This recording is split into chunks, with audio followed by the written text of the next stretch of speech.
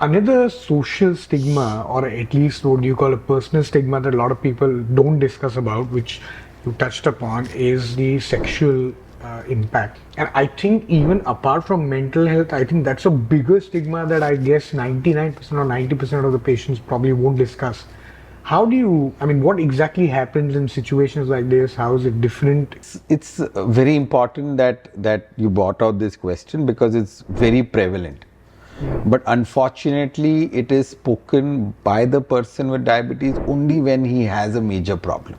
Okay.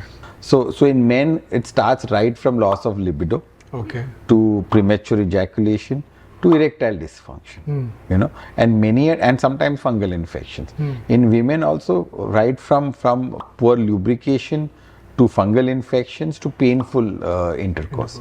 So they go through a lot of these problems in their personal lives, and it needs to be discussed. The person discusses only when he gets a severe erectile dysfunction. So we have educators, dietitians, there are certain questionnaires which person can fill, and then we naturally lead them to that question, because you directly cannot ask somebody that question because some people do not, you are invading my personal space. But we can, through a particular pathway, you can reach that person's question that he wants. Most people, when they do that also in cabins, they want to make sure the spouse goes out, and I always tell them, call the spouse in.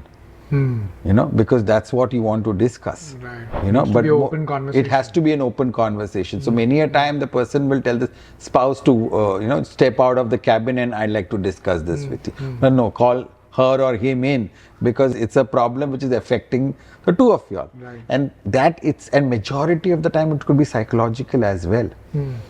So in younger people it's always psychological rather than a pathological cause being there. So people have this some kind of fantasy about things, and they're not able to, so that is a psychological issue in majority of the younger people with diabetes.